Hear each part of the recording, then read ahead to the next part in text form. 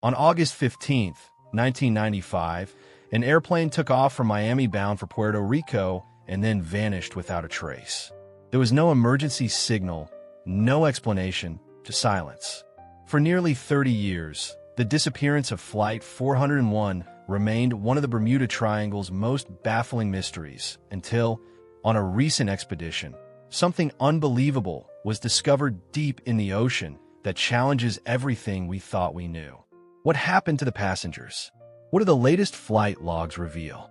And why did a pod of dolphins seem to be waiting? Get ready for a story that might change everything you believe. It was a typical evening at Miami International Airport. Flight 401 was preparing to leave for Puerto Rico, and in the cockpit, experienced Captain Ryan Mitchell was making the final adjustments alongside his co-pilot, David Lee. Outside, thick clouds warned of an approaching storm, but to a seasoned crew, it was just a minor obstacle. On board, 243 passengers settled into their seats without knowing they were about to become part of one of aviation's most perplexing mysteries. Among them was a renowned neurosurgeon on his way to an urgent surgery, a group of marine biology students, and a 5-year-old girl named Emily Carter who clutched her teddy bear tightly on her very first flight. At 20 hours and 42 minutes, the airplane finally took off, breaking through the dark clouds and ascending on its planned route. The initial part of the journey was smooth as the city lights faded beneath the clouds and the aircraft maintained stability. Flight 401 appeared to be a routine trip, but when it entered the Bermuda Triangle, things began to shift. Subtle details that were initially overlooked quickly became impossible to ignore. The first warning came from the control panel when flight engineer Mark Thompson noticed that the compass started spinning uncontrollably, as though influenced by an unseen force. The crew attempted to reboot the systems, but something was clearly wrong. The GPS data became scrambled, suggesting that the plane was in several places at once, hundreds of kilometers apart. Soon after, a low pulsing hum began to dominate the radio frequencies. Initially, it sounded like mere background noise, but it grew so loud that communication with air traffic control was disrupted. The co-pilot tried to reply, yet only silence met his messages. Passengers started noticing odd changes. Small tremors rattled the fuselage, and even the water in their cups wavered. Some felt dizzy and nauseous for no apparent reason. Then little Emily looked out the window with wide eyes and exclaimed, "Mom, the sea is shining."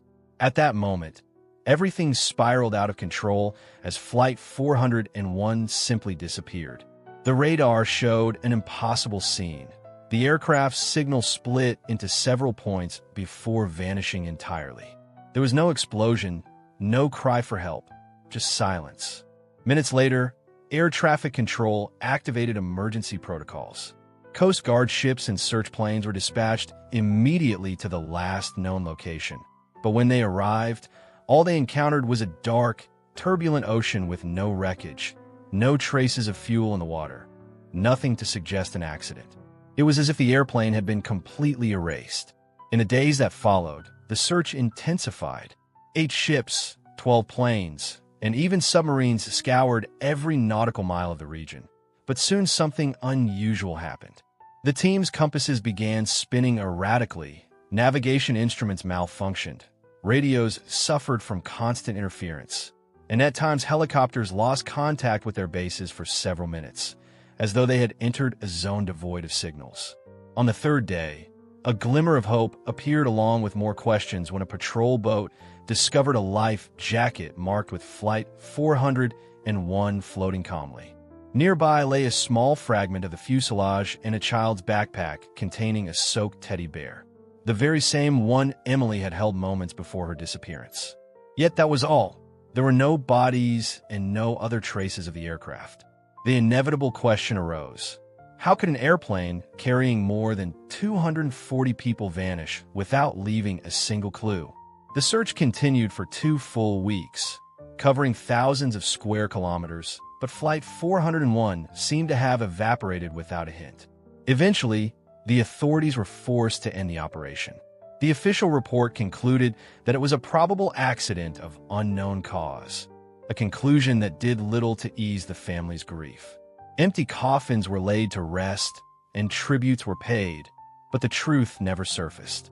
Among those left behind was an 8-year-old boy holding a photo of himself and his father flying a kite at sunset.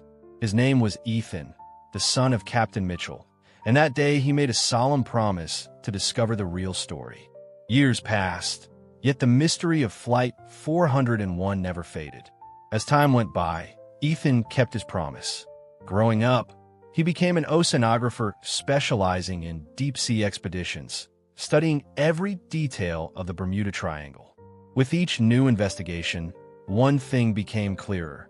That region was unlike any other, though the answers remained just out of reach. Then, in December of 2023, an email changed everything. A team of marine biologists from an ocean research institute had detected something unusual right where Flight 401 had vanished.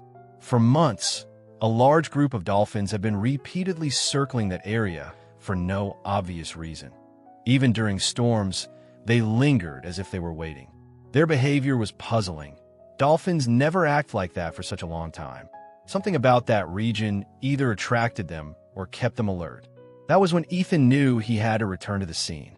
On January 12, 2024, the research vessel set sail. Not for a routine search, but for an investigation led by experts into the strange events of the Bermuda Triangle.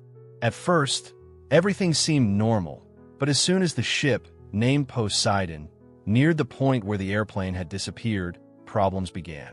The compasses spun continuously, the navigation systems mysteriously failed, and the radar picked up odd signals below the surface, though nothing could be seen.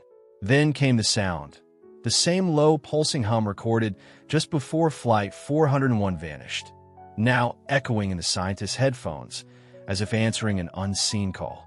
At least 40 dolphins appeared, swimming in perfect sync and forming circles around the ship. One dolphin, a large male nicknamed Captain by the crew, stood out as he appeared to coordinate the group's movements, almost as if he knew something humans did not. The question was clear. Was it mere coincidence, or were the dolphins trying to communicate something? Ethan felt that it was time to dive to the bottom of the ocean because whatever lay down there could change everything. The sea was calm when the first dive began. An autonomous underwater vehicle was sent down to map the ocean floor, but at only 60 meters deep, something inexplicable occurred. Every system failed simultaneously. The monitors on Poseidon flickered on and off as engineers struggled to regain control of the equipment. The underwater drone automatically ascended to avoid damage, but its recordings revealed something truly unsettling. Just seconds before the blackout, sensors detected an intense magnetic anomaly at that spot. This was not a simple technical glitch. Something beneath the ocean was interfering with the electronics. On the third day of the search, Ethan made a daring decision. With drones and sonar malfunctioning, there was only one option to uncover the truth.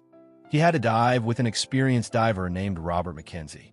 The tension was almost tangible as they descended. With every meter, the water grew darker, denser, and eerily silent. At 90 meters deep, in the heart of the blue darkness, they saw something unbelievable. The entire airplane, Flight 401, missing for almost 30 years, was resting intact on the seabed. Ethan held his breath. He recognized the plane anywhere because the tail number still read 401. But what was even more chilling wasn't just that the plane was there. It was its condition. The hull showed no signs of the usual crash damage. No explosion, no torn fuselage, no broken wings. Almost as if the plane had simply landed on the ocean floor. And then, something unexpected happened. The motion detectors went off, signaling that something was approaching. 3 tiger sharks emerged from the darkness, swimming directly toward the divers. Ethan and Robert braced themselves for an attack, but before they could react, the dolphins sprang into action. Led by the dolphin known as Captain, the group encircled the divers and began warding off the sharks, striking with such force that shock waves disoriented the predators. Within seconds, the sharks retreated. Ethan could hardly believe it. The dolphins had come to their rescue. With the threat eliminated, they finally had the chance to explore the airplane. The cockpit door was stuck at first, but after some effort, they managed to open it. What they discovered inside left them completely speechless. The black box of Flight 401 was still intact.